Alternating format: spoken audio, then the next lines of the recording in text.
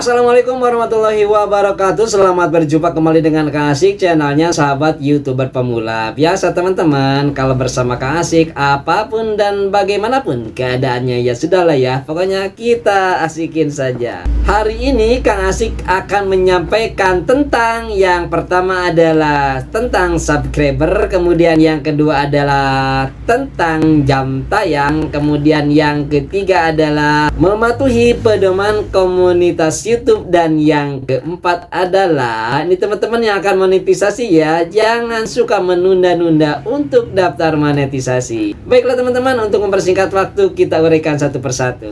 Yang pertama adalah subscriber. Sebenarnya untuk pencapaian 1000 subscriber itu tiada lain yang harus kita lakukan adalah pembuatan konten video yang dapat meraih hati penontonnya. Tapi kadang-kadang orang itu dengan sangat mudah mengatakan bahwa untuk meraih hati penonton itu maka buatlah konten video kita sebaik mungkin katanya. Kalau Kang Asik rasakan ya teman-teman, sebenarnya membuat konten video yang baik itu seperti apa sih? Bingung juga ya. Sebab Kang Asik perhatikan tidak sedikit para konten kreator telah menciptakan konten videonya ditata langkahnya sedemikian detail, akan tetapi tidak sedikit pula realita di lapangan hasilnya tidak sesuai dengan yang diharapkan. Tetapi konten kreator kadang-kadang sering dengan kejenuhannya menjadi YouTuber, maka memaksakanlah membuat konten video itu ya apa adanya teman-teman. Kadang saking jenuhnya, adegan-adegan konyol dalam konten videonya sewaktu mengedit tidak dihiraukannya, atau malah tidak dihapus dengan membiarkannya begitu saja. Tetapi justru hasil dari apa adanya dengan adegan yang tidak ditata, tidak direkayasa, malah konten video seperti itu yang mendapatkan jumlah subscribernya lebih banyak. Ini sangat menarik sekali. Ada sebuah pesan moral khususnya kepada para YouTuber pemula, jangan pernah merasa pesimis apalagi putus asa manakala kita sedang merasa jenuh, merasa bahwa YouTube itu tidak adil perlakuannya kepada kita. Negative thinking itu semua justru hanya akan melumpuhkan dan mematahkan semangat tujuan kita.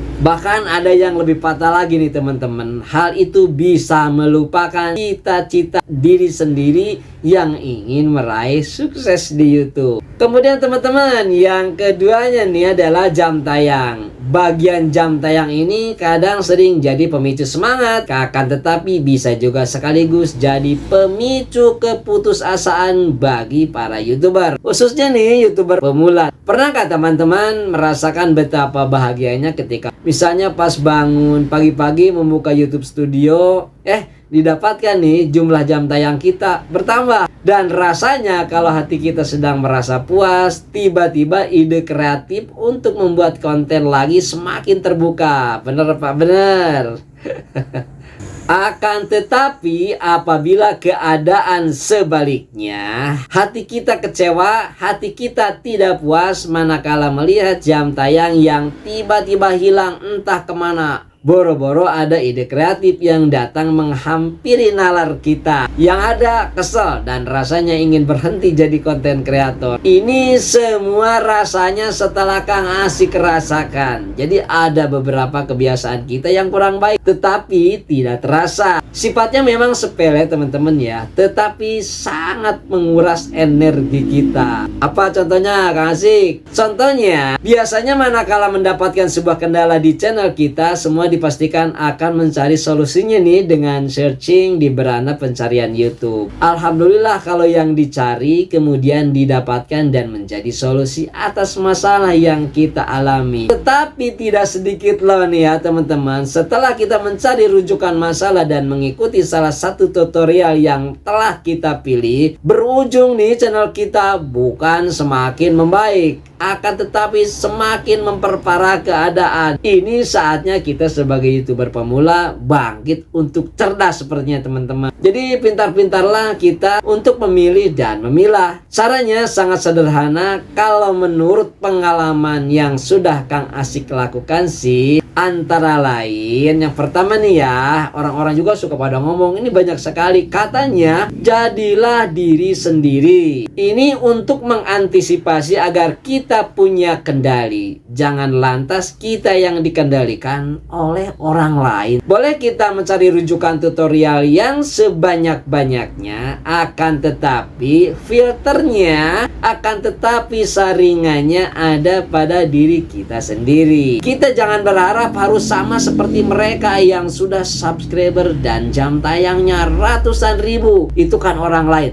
Ngapain kita harus memaksakan kehendak diri sendiri seperti orang lain? Ini loh ya, maknanya kita harus jadi diri sendiri. Tujuannya agar kita kuat, agar kita tidak kecewa, dan agar kita tidak putus asa, serta kita bisa menjadi content creator, bisa menjadi YouTuber yang tahan mental di segala medan, insya Allah. Ada lagi nih teman-teman, bahwa katanya kerja keras tidak akan mengkhianati hasil. Aduh, ya itu sih gampang diucapkan ya. Dan ini sangat renyah, malah kalau kata Kang Asik ini terkesan gurih ya.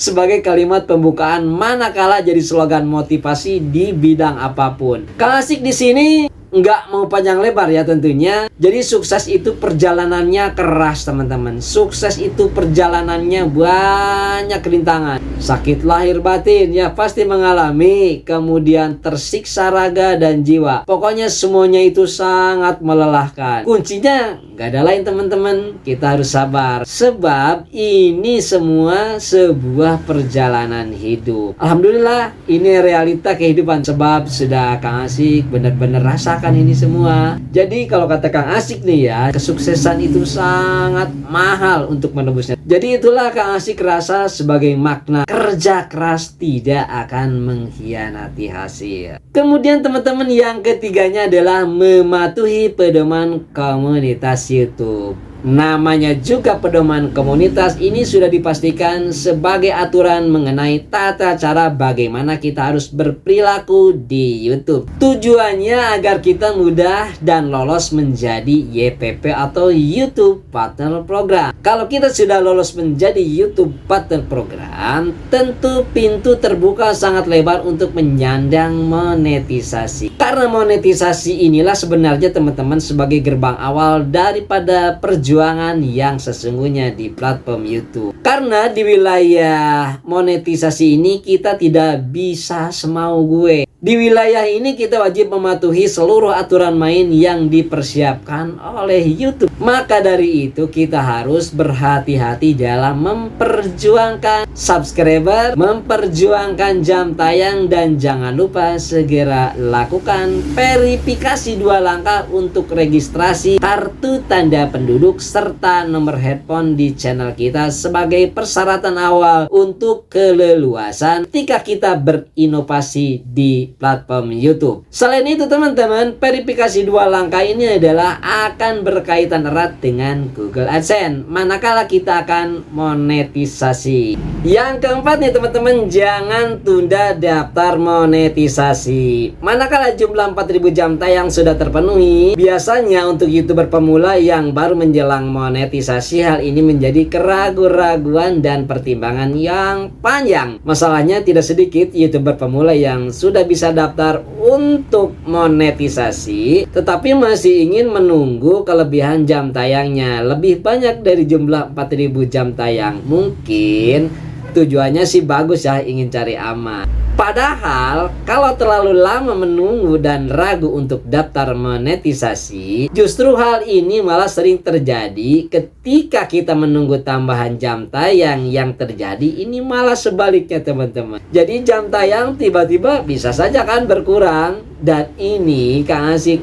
berbicara karena memang sudah Kang Asik alami ya. Akhirnya tombol biru registrasi monetisasi hilang lagi seiring dengan berkurangnya jam tayang secara tiba-tiba. Ini penting teman-teman. Apabila teman-teman sudah mendapatkan tombol biru untuk daftar monetisasi, maka segeralah klik tombol daftar monetisasi dan ikuti langkah selanjutnya. Karena dalam langkah ini pun memerlukan waktu dan proses yang agak relatif lama. Jadi begitu teman-teman semua, semoga bermanfaat dan berjumpa lagi di video Kang Asik selanjutnya. Kang Asik mohon undur diri untuk pamit. Wallahul muwaffiq ila aqwamit thoriq. Assalamualaikum warahmatullahi wabarakatuh. Jos.